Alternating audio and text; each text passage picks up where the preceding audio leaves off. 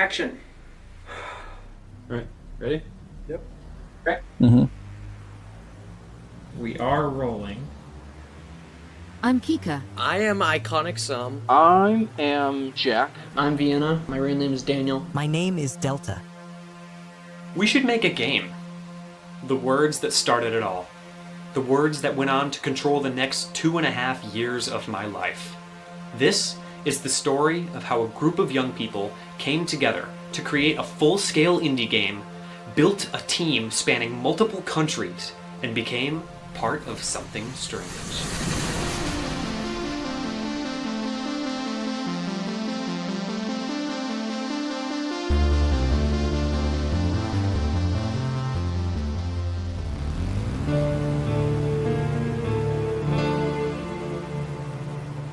What better way to recount the insane journey than by starting at the beginning? Okay, well, not that early. The earliest roots of my game design passion grew while I was in elementary school, but this thing really kicked off in high school. I think Caleb was drawn to game design because he's always been super artsy. He was always sketching something or creating made-up games. He would come up with rules for games that took longer to explain than the game took to play. Caleb was drawn to game design as a way of expressing himself starting when he was little. He always told people that one day he was going to be able to video game. When he was about 8, Caleb was at the grocery store with me. We were on a first name basis with the owner's wife. Super friendly. It was a nice little small town grocery store. And at one point she said to him, "Hey, Caleb, are you going to come work for me when you're old enough? I think you can work here when you're 15. And he deadpan looked at her and said, "No, I'm going to be a video game designer." 8 years old. He never wavered from that until he realized he didn't need to go to college to be a video game designer because he had already done it by 11th grade. I had a close friend who would occasionally fire off random half-baked ideas. Normally nothing came of them, but one day he suggested we make a video game together. It would be about surviving in a world similar to the online version of The Backrooms and fighting bosses. I have always been fascinated with liminal spaces, so naturally this sent me into an absolute spiral. I spent all of my free time scouring the various Backrooms wiki pages, looking at levels, and writing down cool ideas. Some of the earliest surviving pieces from this time that actually made it into the final game are parts of the soundtrack.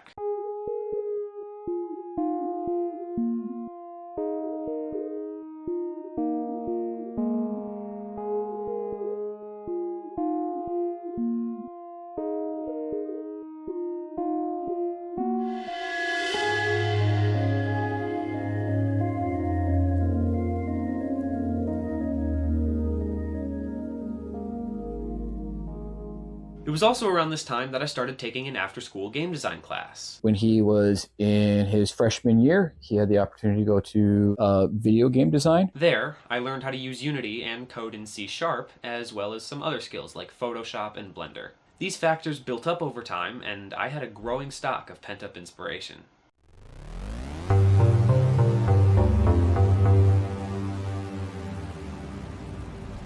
The Space Between, the way the public knows it, truly began in August of 2023, when I learned that after-school organization would no longer be offering game design as a course. Out of spite, I decided to finally make my own game. What better way to learn, right? I met up with that same friend, and we took a walk down this very road to get some food and talk about the game. We came up with some rough ideas, basic planning, and some sketches. A teenage boy falls through the floor into an unstable realm between the lines of reality. On our walk, a shattered beer bottle and a packet of crackers inspired us to make the first boss of the game, the Buzzed Brawler. That day, we also decided to use the game as a big school project, something that you were personally interested in, could spend 25 plus hours working on, and then subsequently write a gigantic paper on. That little decision would drive the next 7 months of work on the game. That same night at home, I created the Unity project and made the very first steps in the code. I got it to work. You can move around, and when you're nearby, you can choose to attack, and it says you hit it. Pow pow. All I got down was the basic movement, but it was a start. The earliest thing I remember about TSB was that everything was a box. Over the next 30 days, I developed all the key features and added placeholder art. It was around this time that we decided on the name, The Space Between.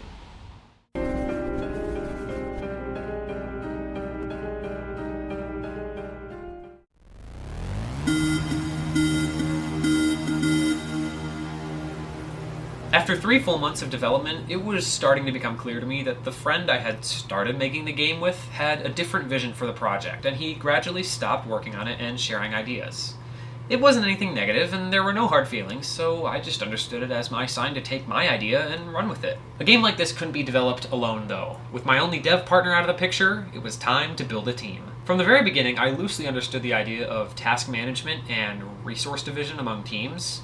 If I was able to make art and code, but I knew people who could only do art and not code, then the art tasks should be given to them. For this reason, I reached out to Kika, an online friend of mine from other projects, and I asked her to be the game's official concept artist. For the remainder of 2023, Kika helped me come up with character ideas, and on January 7th, 2024, we concepted the main character and settled on the name Enzo. Being the first dev besides Caleb meant I got to work a lot on brainstorming ideas for new enemies, areas, mechanics, etc. Sitting in VCs in the dev server and just coming up with stuff to add or talking about designs I wanted to make was always pretty fun. Being the first external dev also made it pretty interesting when the rest of the main devs joined the team. 10 days later, I invited another online friend, Iconic, to the team. First as a concept artist as well, then as a general ideas guy. At this point, we really settled into a routine. Iconic and I would come up with ideas, including music. I think I started the original draft for Neverending Network and the original draft for Imbram March 2024. Kika would come up with some great concept art, and I would render the art and add it to the game. We originally used one singular Discord server to manage everything. It was honestly not very well organized. It was just kind of a dump. Through this process, we got to a point where we were ready to show off a demo for the project exhibition, a version we called the exhibition demo, or xDemo for short. Caleb was telling me about a project he was doing at school. He was really excited about it. He showed us a demo of it at a Christmas party, and then he debuted it at school, and then I went and saw it there. The exhibition was a crazy day, to say the least. It was also slightly nerve-wracking because it was the first time anyone outside of our core dev group was going to play the game. I remember playing it at the personal project as well. When I got into the school gym, I found a table next to a guy I knew named Jack. We were just acquaintances at that point. It's Jack's turn. You suck at this, Jack. The exhibition demo is really where I started to join the space between. Caleb was talking about a bit of the items, and I pretty much immediately latched onto that, started giving ideas. Because we were at the same table, I inevitably dragged him into the project. At the exhibition demo, I was seated right next to him, having given my computer up for the cause of helping run his project. We got the laptop running the game on like the lowest brightness possible so the laptop doesn't die. And over here we got the thing for the people to play. We got space between, and then you can play it. Oh my goodness gracious. Each time someone came by to try it out, Jack had to listen to my spiel yet again about the game. By the end of the exhibition, he probably had a better understanding of the backstory than someone like Kika did. Pretty much right after that, I was added on to the Discord for the project. It was great being able to get real people to try the game. We learned the Buzz Brawler was too difficult. I don't think anybody got past the first boss at that point. We got 30 minutes left. Only one person has actually beaten the game so far. Were you expecting any more? Yes, because I nerfed the Buzz Brawler beyond belief. Learned that the attack system looked awkward, and in general, it was our first real experience with playtesting. Oh, you're gone! You're gone! Dead, you're gone! You're gone! Why are you so practically gone? Still alive! How are you still alive? You died? Afterward, my family and I celebrated with dinner, but I knew that it was far from over.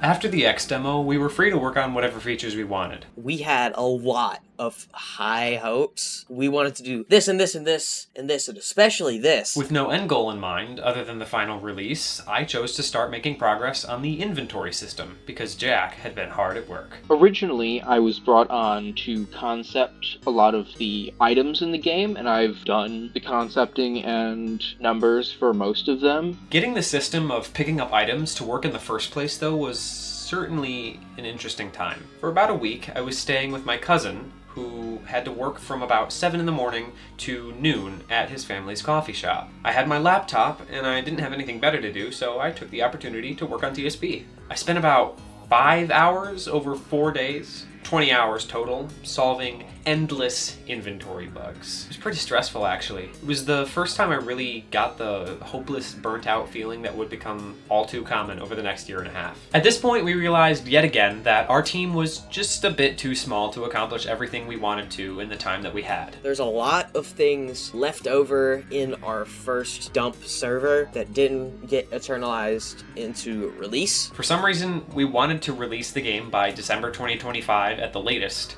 and we determined this extremely early in the process. Looking back, this was the single largest mistake of the entire dev process.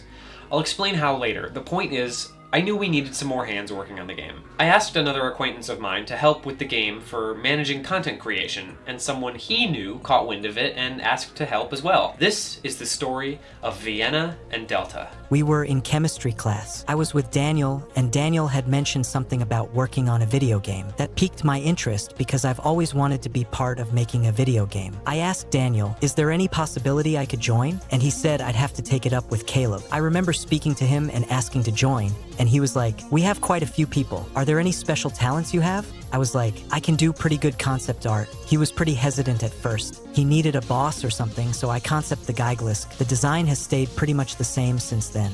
He looked at my art and was like, yeah, you can join, you got skills. We did not all know each other at first. There were some groups who knew each other, like the IRL friends, me, Jack, Delta, and Caleb, obviously. And then Iconic and Kika knew Caleb. We were all really joined in by Caleb. Team building was gradual for some, but for me and Iconic, it was instant. In our first call together, after first introducing ourselves, we played a Discord activity called Putt Party for 6 hours from 11 p.m. to 5 a.m. It was wild. Everyone else just gradually got to know each other, and I think it turned out well. Everyone else who has joined subsequently has definitely been a markup from what we had. Being one of the most recent was just getting to know people. Daniel, I had a close bond with beforehand, but this is what got me to know other people and become more outgoing and really explore my art process and stuff. Although everybody did supposedly have a defined role, they all helped out in different ways. That's sort of what all of us were mainly brought in for, was just help with ideas and communicating how we can make the game better. The summer of 2024 is really where we first fell into our team dynamic. We would play games together, work on the game, and I would teach the devs new parts of the process so we could streamline things. I also participated heavily in the actual building of the levels themselves. The other thing that I really liked a lot was watching Caleb teach his group, the developers, how to install Unity and download the game files and then build things. So not only was he leading a development team, but he was also teaching, training, showing people how to build the game. I thought that was super cool. Me, Jack, and Delta actually did not know how to use Unity at first. It was sort of a gradual process. Actually, Jack could not run Unity at first for about a month because he had a Chromebook, and Chromebooks don't really run well with Unity, especially because of Chrome OS. We were all really taught the basics around the same time. My house was essentially home base for a good number of dev team RAM sessions where either Caleb and I or the four of us would just come over and do our respective projects while just hanging out. I don't think that ever happened at anyone else's. It was just a great time. I just spent an hour and a half completely zoned out making this song, and he's listening to it. What do you think, sir? Good? Good. Oh, he likes it. Oh. That's where game dev really felt exciting. All of us in one place, dividing and conquering, simultaneously a friend group, but also a team. It was awesome.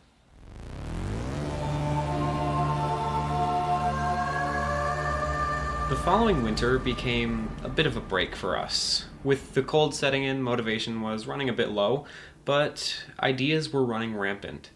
At this point, each dev had really started to understand their styles and their role in the team. When it came to enemy designs, I wanted to strike a balance between designs that were a little creepy, but also cute in a way. I wanted the creatures to have a bit of an eerie vibe without being straight up unsettling. I took a lot of inspiration from the style of games like Hollow Knight and Don't Starve for most of the enemies. Most of the bosses I designed have less cartoony proportions than the regular enemies, which I think helps make them feel a bit more like a genuine threat. I really wanted to capture the fun, repeaty essence of a lot of the Deltarune songs. I've heard a lot of those boss themes. Toby Fox, he's a really freaking good composer. I just wanted to reinstate that in specifically Toxic Turmoil, just because it just felt like right to get Undertale, Deltarune, all that stuff into that boss theme. I wanted to keep it all compact. I wanted to keep it a style, and that's why Imbram and Toxic Turmoil are very similar. We also brought on a couple new team members that December. Most of them ended up not being able to help. That's what I'd come to realize a lot. I was really the only one who was super dedicated to this. Everyone else that I had brought in was used to working on fan projects based on games, the kinds of spaces where deadlines are loose and teams are messy. They weren't able to devote the amount of time that I wanted or thought I needed. He had a whole dev team working under him, and he knew exactly what he was doing and when everything had to be done. One of these members ended up being the missing link in the team that I needed, though, V11. I'm the only person other than Caleb to create the in-game world assets. The art style itself was pretty easy to replicate, and it was very satisfying to make these assets, mainly the items. The weapons and consumables were so cool to do. As for the NPCs, it was cool to do the art, but it took a bit more work to replicate the style completely for them. Until that point, there were two roles that only I could fulfill: coding and world art. V11 uses Ibis Paint, the same software I do, so I could tell him exactly how to recreate the style, right down to the exact brushes. I think my thoughts about the game at the beginning were, oh, that's so cute. What a neat idea. Interesting concept. It's kind of fun to think about. And then it kind of morphed into, oh, he's really doing this. This is a real life thing. He's got people he's never set eyes on working for him. It was kind of wild. But like I said, that winter was where we started really solidifying the story of TSB. The time I remember us being most at odds was a lot of the mechanic stuff, as well as the lore and dialogue within the game. I wanted a lot of lore in the game, and others said, like, we'll still have that, but not as much as you want. And I remember lots of conflict over that and how much time it would take up in the dev process. I do distinctly remember trying to come up with lore for Entity Zero. That kept changing over and over and over again. We did have to drop a few levels and added a few new ones in that were just not part of the original. There was going to be a mountain level as the final level instead of the society, and Zero was going to be trapped up at the top in a castle, I believe. It wasn't all cuts and arguments, though. Fall and winter of 2024 is where I came up with and started implementing the infamous Entity 107, the sinister experiment lost to time, trapped in an underground network of hospital tunnels. His name was based on an inside joke, and it was one of the earliest times I remember feeling really cool about game development. Figuring out his particle systems on my own was extremely fun. I still remember making demos of it in my girlfriend's living room and showing her brother. At the turn of the new year, I got hit hard with motivation. It was a good time for that. I had gotten some new notebooks and I wanted to fill them with ideas. The first page of this one, actually, is the plan for the maintenance tunnels. Tiles. In January, I did have a pretty big day where I built almost every single room in the tunnels, but other than that, I wasn't worried about the game. I was kind of on a break. I was more focused on making music and short films. School and my new passion for learning guitar got in the way. And that's totally fine, but to my past self, it wasn't fine. It was time to kick things back into gear.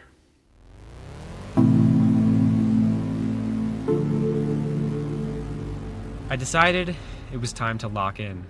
Now, before I've even finished them, I know these next two chapters are going to be a lot of me talking. It was a lot of me working. Everyone else was enjoying their spring and summer, and I was working. Starting with my spring break in 2025, I got some kind of hyper-productive mindset, almost to a fault. When we weren't admiring the sunsets and fields and town in Gettysburg, Pennsylvania, I was back at our Airbnb working on my game. And on the drive home along the Ohio Turnpike, I had my laptop plugged into a portable charger and was slaving away at game dev on the highway. It was here that V11 and I finished all of the art for the items, which I then immediately finished programming into the game. I was really proud about that. The item index was done. It was the first major box that we could really cross off. In May, we started our first community contest. I don't think I've said much about it yet, but we had slowly been building a following on YouTube through short-form content. fast-paced short videos that would promote our game and get us a little audience.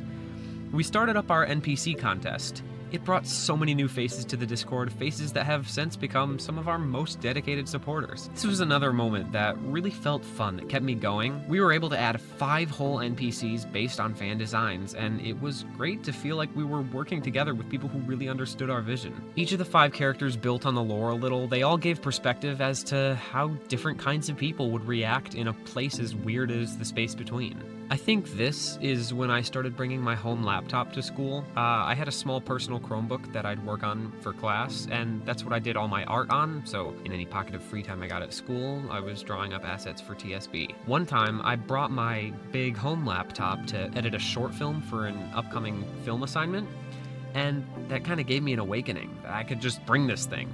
I started bringing my home laptop that had Unity on it any day that I knew I'd have some time to work on it in class. I wonder if you see the pattern yet. I taught myself to be working in absolutely every moment I wasn't doing something else.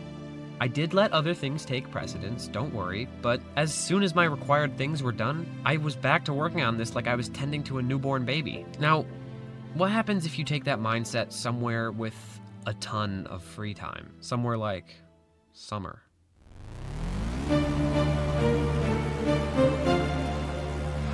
Chapter 7 is called Monumental because that is exactly what the summer of 2025 was. Sure, I spent plenty of time making my own music, that was fun, and sure, I went on vacations, but it was spring break all over again, and this time on steroids. I honestly don't remember the summer of 2025. All time ceased to have any sort of meaning.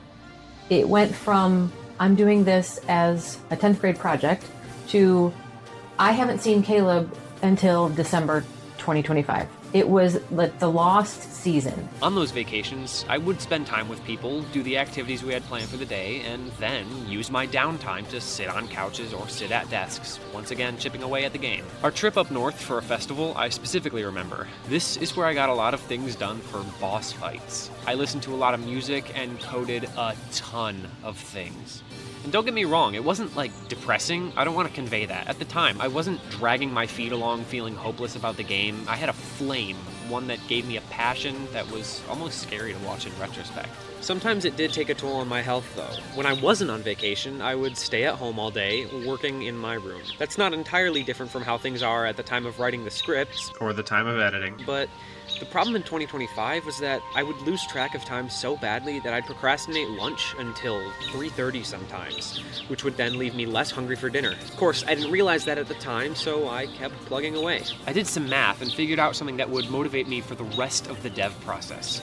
If I just managed to sell 3,000 copies of TSB, it would completely pay off every cost of living for the next couple of years for me, as well as providing every lead dev with the amount of money that we wanted to give them. Before all of this though, towards the end of that May, the team and I decided it was time to launch a Kickstarter for the game. We didn't have a spare $100 on hand at the time, and we needed to pay the Steam publishing fee somehow. We provided a couple of tiers. Any backer would get their name in the credits, over $10 would get you a Steam key, and then for higher amounts there were stickers and t-shirts available, like this one.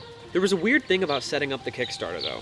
My dad had to be the one who ran everything because you're not able to have your own Kickstarter if you're a minor. This was an issue we ran into several times. Media industries, and all industries in general for that matter, aren't used to kids being able to create stuff, or they don't even think that they can. I think I posted on it on a Slack group for work or LinkedIn or both. And it was also really cool to see both current coworkers and former coworkers ask, hey, how's the Kickstarter going and what's happening with it? And then everybody, a bunch of people that I work with, be backers of the Kickstarter, and then be excited when the Kickstarter finished. To top it all off, we created a pretty awesome trailer for the Kickstarter release. I wanted to end it off with something punchy and quick and memorable that still served as a call to action. So we came up with the phrase, be a part of something strange. The TSB Kickstarter was really cool. I remember how fast it was funded and it went, which was super impressive. Our Kickstarter kind of popped off. We didn't get a ton of donors with small amounts, but instead got several very generous donors. Plenty of people wanted a shirt, and plenty of people were just invested in the idea behind the game.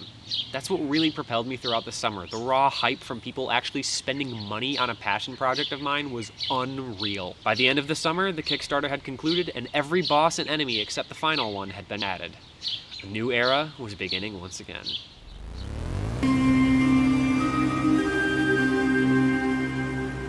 Summer had given me another rude awakening. I might be able to work fast, but I couldn't work fast enough to get everything done, at least on time. It was time to expand the team yet again. This time, it wasn't by asking online friends or people from school. It was public, and it was online. Here's the story of the playtesters and the sound designers and voice actors, or SDVAs. This is certainly a roller coaster. We opened applications for people to apply to test the game, and all the people who were accepted got split up into a couple different groups. The biggest role I played in the dev process was a really big playtester. I played basically every update Caleb put out. I got the janky version before Caleb sent them out to the main playtesters. I was kind of like his, hey, see if this is really buggy?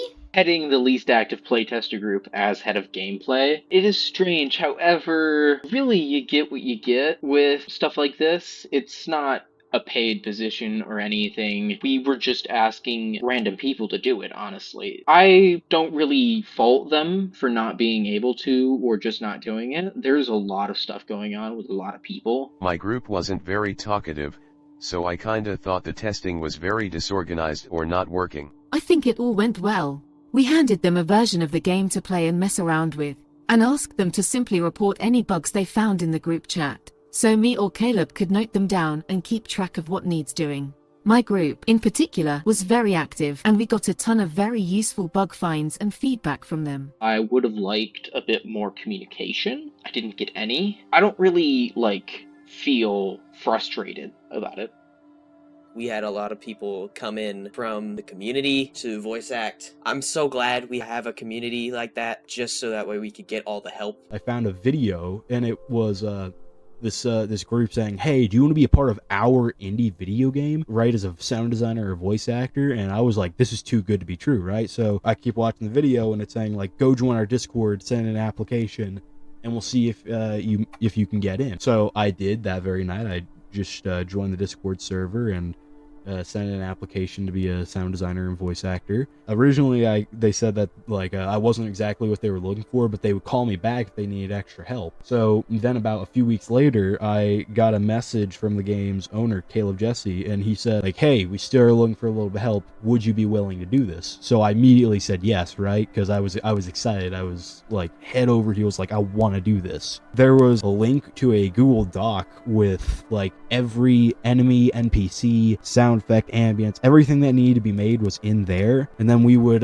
send a message to one of the heads of the game. We'd be like, hey, can we do these sound effects? If they said yes, we would start just kind of making all of those sounds, and they just kind of gave us freedom over the sound design of what we wanted to do. I don't think we would have gotten as far as we did with sound designing and voice acting without the community, because a lot of the sound design, and especially lines from a lot of main characters, were done by people that were not around in the dev team. We had to let them apply for sound designing and voice acting, and they did great, really. I sat down in front of the microphone for a while and just started shooting out voices. You don't have a reservation. I had to get a little bit creative for some parts of it, the bellhop specifically, I think is where I had to get a little bit creative. I took a cup filled with tea, and then I'd hit the side of the metal cup with a spoon to make that bell sound, and then I'd go into Audacity and edit it till it sounded like the perfect bell. I took a small ukulele and I swung it from the back at the microphone. I'm really impressed by how talented our community is. Outsourcing our voice acting and playtesting was another point of pride for me. Again, as a young person, it's hard to be taken seriously in spaces like these, but that's the magic of the internet. I could lie by omission, never say my age, and everyone would think I was just some college kid with lots of free time. The best part of the development process was seeing everybody come together, even seeing some of the people outside of his core buddies join his Discord server, volunteer to do some of the art or some of the music, which was pretty cool to see. I love the idea of having lots of names in the credits of my projects. I'm not sure why. Maybe it's because it means a bunch of people are interested in something I made and willing to help. Maybe because it makes me feel famous. I don't know. Either way, managing a team makes me feel good, and the fact that I could do that on multiple levels for TSB was a great feeling. To keep that high going, I launched another contest, a long-running one this time. Community members could draw as much graffiti art as they wanted on their favorite drawing apps, and it would be added into the game just to decorate the walls and make it feel alive. Each week, I kind of came up with a different theme for their art, and it was so fun to see. Around that same time, we fulfilled the Kickstarter backer rewards and sent out the shirts and stickers. This was also a great time. There's something so special about seeing stuff you've made online turn physical. I just remember how proud he was of what he was doing. The best part was just watching it all happen. He had this idea that suddenly became real and playable and testable. And I haven't been saying much about the actual development process, like coding and building. By now, everything was down to a science. Build rooms, send beta versions, get feedback, patch bugs. Nothing was new, but that was fine. I was getting plenty of motivation from seeing everyone so invested in the graffiti, the sound design, and the playtesting. But all good things must come to an end.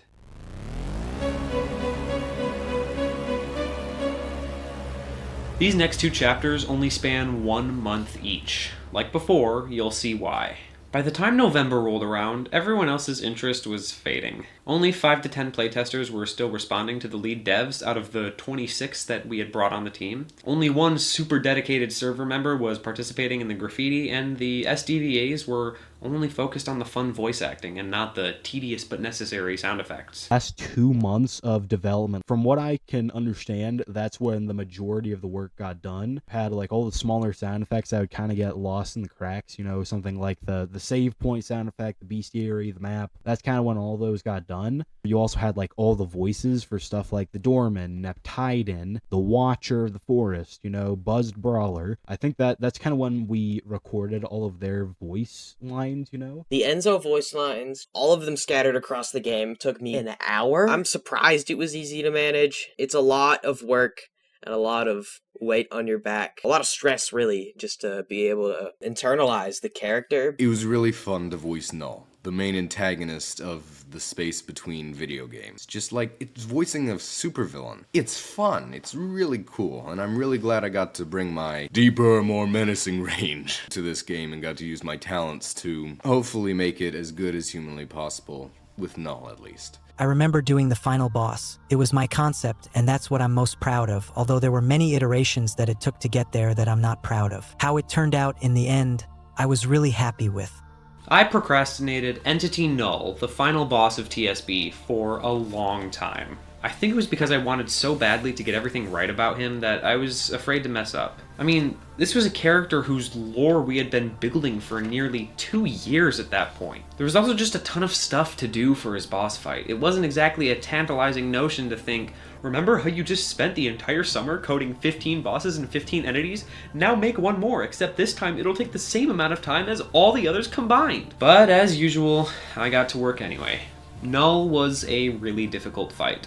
Not only was it the climax of the story, where Enzo and Entity Null and Entity Zero all fused together fall through all 7 levels, Null also has something like 60 different attacks spread across 7 phases. Those weren't necessarily hard to get right. I had coded so many things by then that nearly every idea for an attack was just changing the values on an existing projectile and making it look different. That's one of the nicest parts about game development. You reach a certain point in late stage where everything is just an iteration on something you've already done. By this point, I could code entire new systems without having to look for any tutorials. I was far beyond the days of the inventory system nightmares. No, it was not all the best or most efficient way to code them, but I could do it all myself.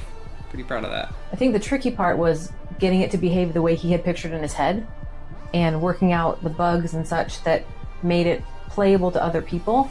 I spent most of November, yet again, holed up in my room, working as hard as possible. A certain kind of nervousness was starting to kick in. I just finished the Null boss fight.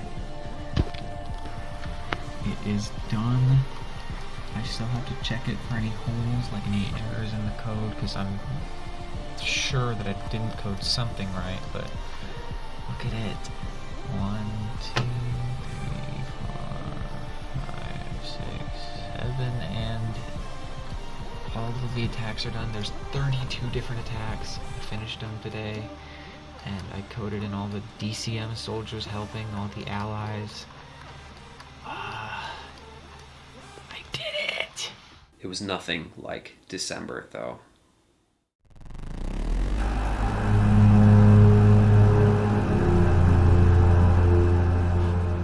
For a long time, I will probably consider December of 2025 to be the weirdest month of my life. This month really brought out my most intense toxic productivity.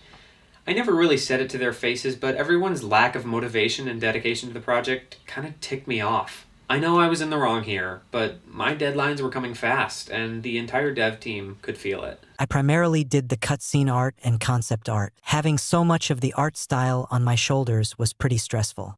I do things when I have the motivation to do so, and having a deadline was a bit stressful at times. I felt like I could have done some art better.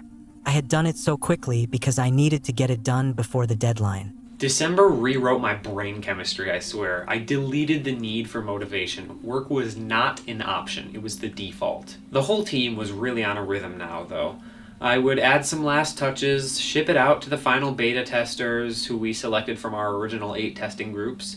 They would find glitches, the devs would log them to GitHub, and I'd patch them, rinse and repeat. Drawing the achievement art was so cool. This process started when we were close to the final month of the development. It was like one of the last things to do, or if not, the last thing to do. To be honest, it was one of the coolest things I did there. I had the liberty to draw whatever I wanted as long as the art made sense with the achievement's purpose. For example, for the Social Moth achievement, I tried to reference a meme where a lonely guy is lonely at a party full of people, and there is another achievement where I did the dummy with the dead Peter Griffin pose. I remember all of this really feeling worth it and real when I connected Steam to the Unity project for the first time. And I could see myself playing the game on Steam with the little notification while I was working on fixing bugs. I think it says I've played it for like 113 hours now, I'm not sure. The final days before release were chaotic, to say the absolute least. It was a very run and gun, fast-paced, we can all do it kind of time. What seemed to be the most difficult part of the process was like that last crunch of up until late at night. It's a terrible bug to find. Caleb was trying to fix a bug with the atomic locker that took him apparently 5 hours to even, I think, find. The worst bugs were when the game was nearly complete. He was getting a little stressed out about the project with some of the different nuances of the project and how it was going. It was horrible, and I think he stayed up till like 1 a.m. or something to try to fix it. A particularly bad bug I remember was when all the asset files got corrupted, and when you opened basically anything, an error fired, and basically you couldn't see any images, so it was just weird. We all kind of got on a call or two throughout the last 2 days to playtest and accompany Caleb fixing the numerous bugs. I remember finding a bug with the atomic locker. At first, the bug I found, Caleb had no clue how to fix it. The atomic locker was just gone. When you click onto the tab, nothing would show up. It took us like a half an hour until we realized that the UI for the atomic locker just shifted to the bottom left, and you could see the first 3 slots, the top half of them. Throughout the call before release day, we found some more bugs and Caleb fixed them. Big inventories, including the atomic locker, needed tons of time to load, or else you would lose items when entering another room. Yeah, we stayed up till 2 a.m. We realized that the game doesn't launch at midnight, it launches at 9 a.m. or something around there. So we stayed up till 2 a.m. to fix all the leftover bugs. We have gotten the game to a good point of completion. We are playing Putt Party on Discord. It is just me and him left in the call. Because it is 2:21 in the morning. He stayed up with me because he's peak. So, yeah, y'all better like this game. I think that crunch to make the release time and whether they were going to make it or not was probably the most stressful point. I think overall those days were very productive, more than any other days probably.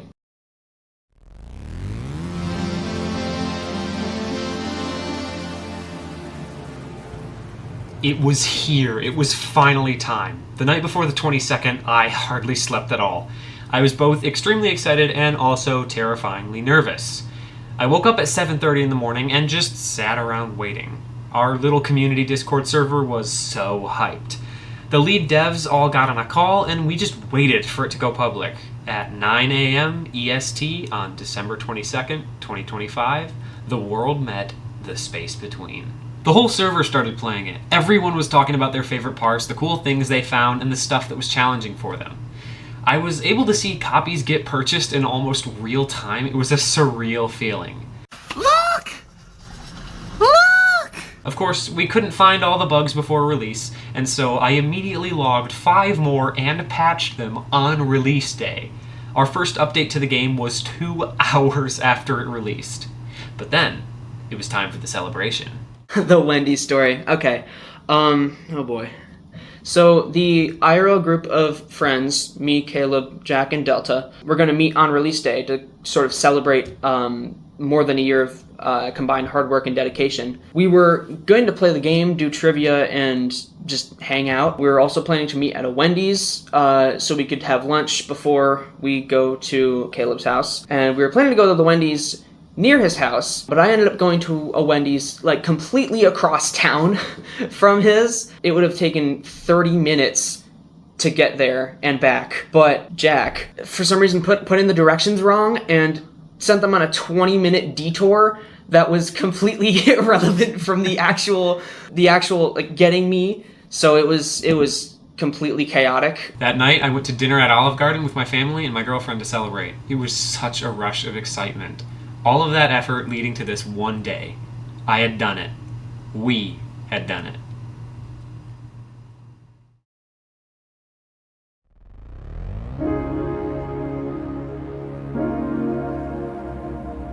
I was one of the first people to ever beat the space between, of course, other than the playtesters, of course. The lore, the music, the voice acting, the characters, and the art is really fun. I would really recommend everyone play the game. If you aren't playing the game, you're missing out. And missing out on some really good voice acting, too. From everyone but one person included. Okay? Okay. Playing the game for the first time after release is really fun. I really enjoyed it. Reminded me of some of the retro games I played when I was a teenager. From when I first saw it to now seeing it fully developed, there was a lot of changes, good changes. It is a phenomenal game. The concept's amazing. The artwork, the music is just a fun game that anybody can play. My kids like playing it with me, so it's a great, I think, family game. I still stink at the game. I only got past the Buzz Brawler, but I probably can't get any further.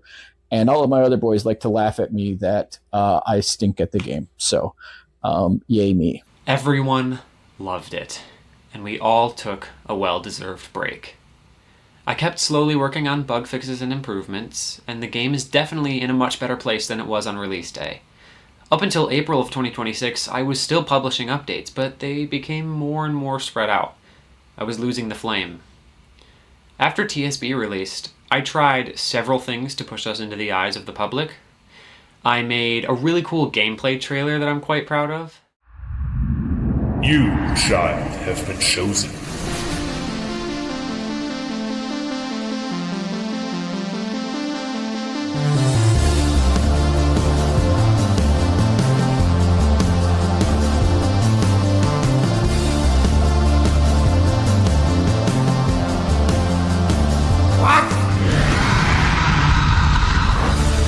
The instability grows.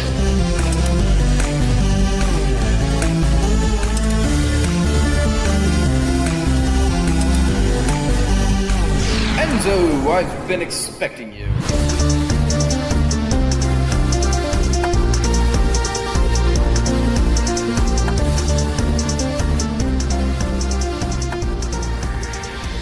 Maybe this place isn't so bad.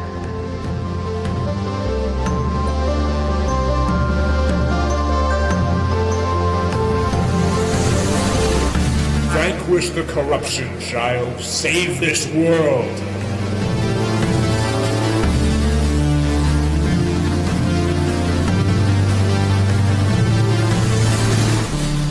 The fool is here to play. sent free Steam keys to over 50 content creators on YouTube and Twitch. A couple of them actually replied and made content on it. And that he was a game dev. And I should check out his game. And he gave me a free code in order to make a video on it.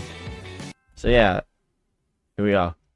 Today we're checking out a world where the laws of physics are just a suggestion. I like these stories because you don't feel alone anymore. Someone else just felt your same pain. Playtesters played a huge role in shaping the final game.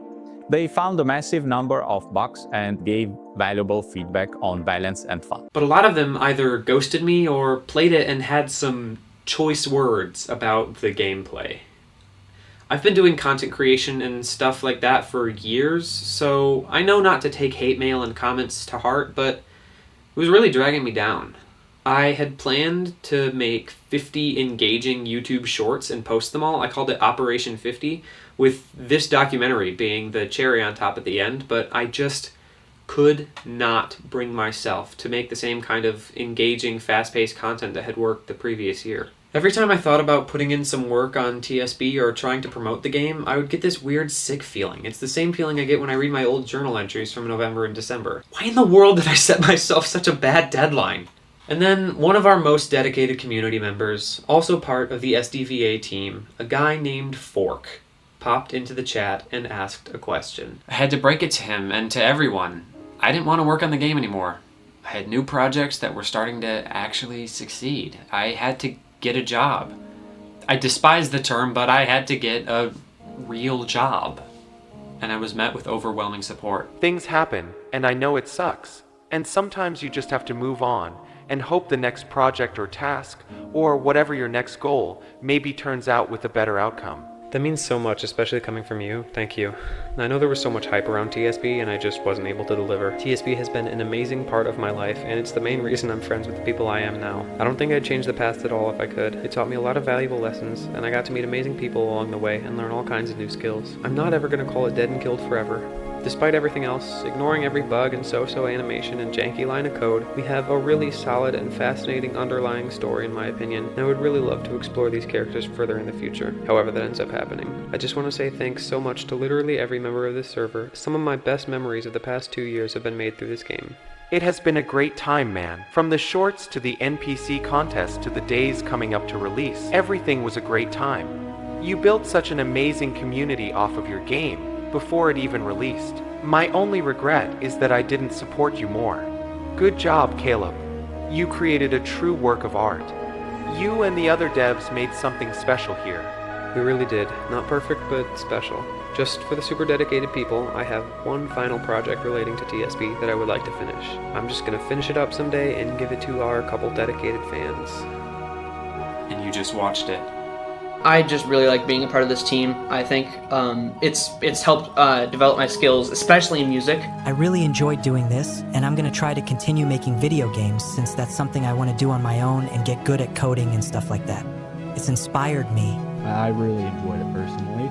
I think it's pretty cool that a group of mostly high schoolers, I think, built, launched, and published a game on Steam. They went from start to finish. People bought it, way different than what I was doing in high school. And I think that that's the coolest portion of the process.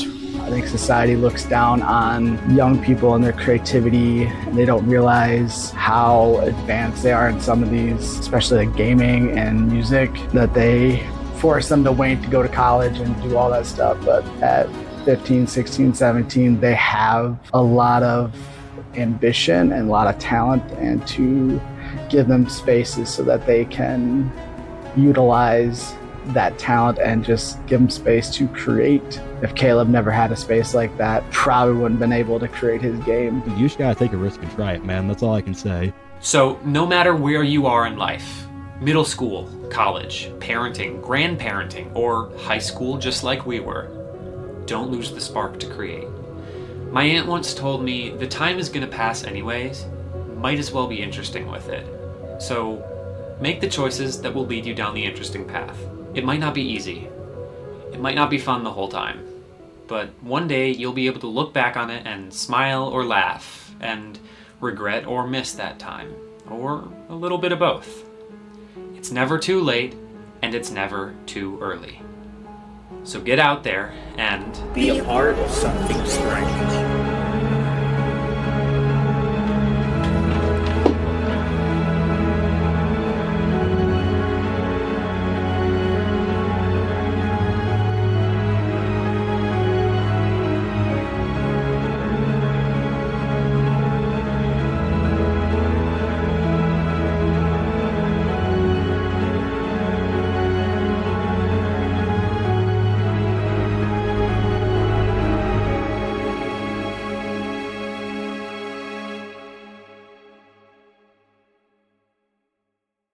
You are the space between dies.